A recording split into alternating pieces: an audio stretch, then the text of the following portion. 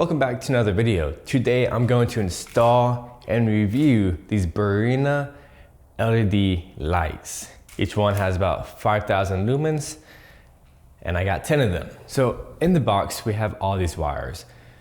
This piece is to butt up lights together back to back. Then we have this wire that also connects them together in sequence.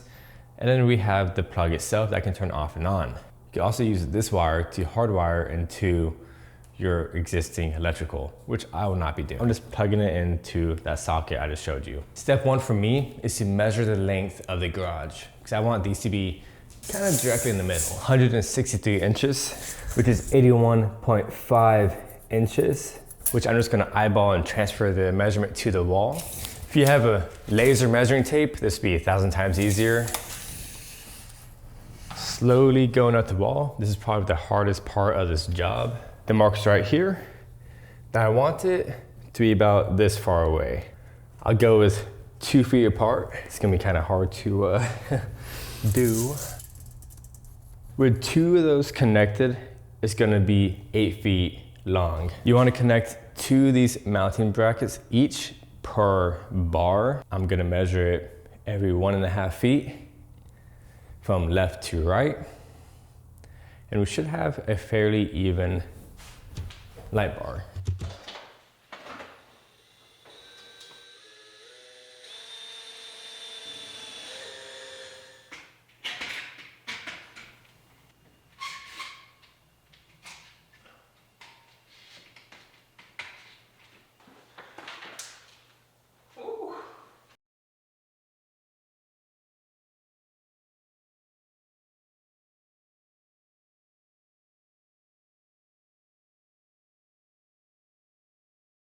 Before I do the last row here, I want to go over the quality of this Barrina light.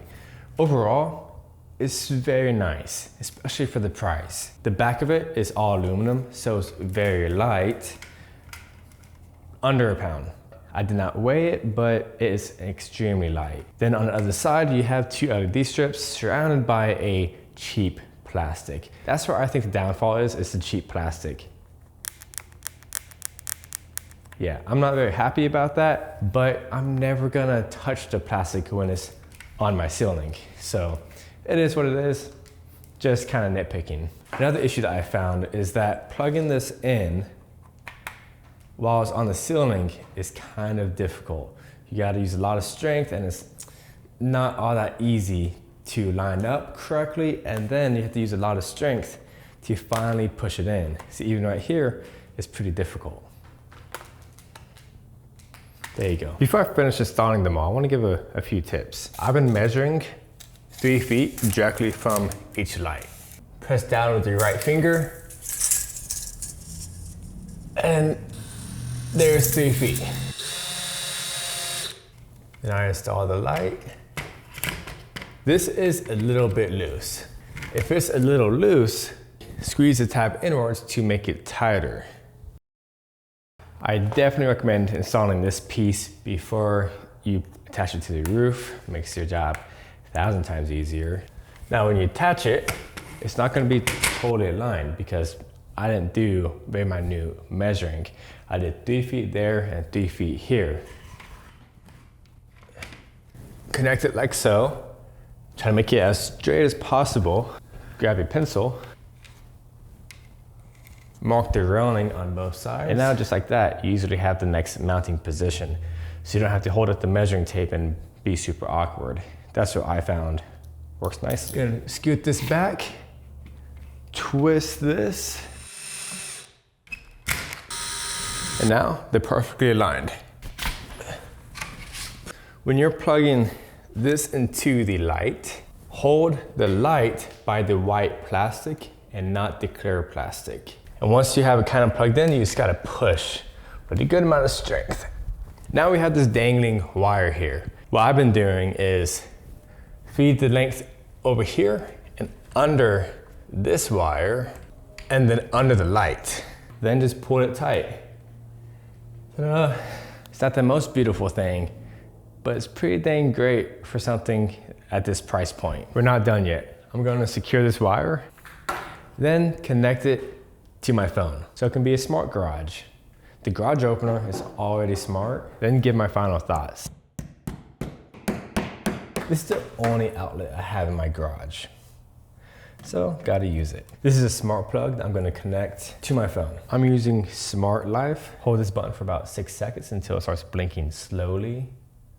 Go to add device, Zigbee, configure wireless gateway. It'll take you to this screen, press next. Confirm the indicator is blinking. It's blinking slowly. Let's go connect to Smart Life right here. Now let it connect. Now rename the light to whatever you want it to be called. I'm calling it Garage Light and to be translated, and there you go.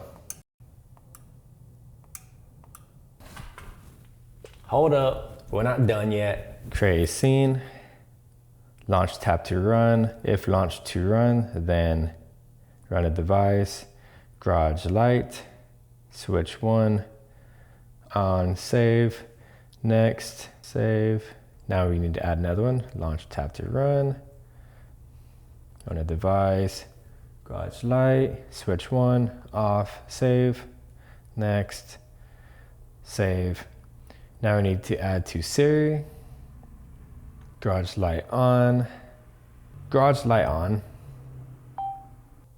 Garage Light off.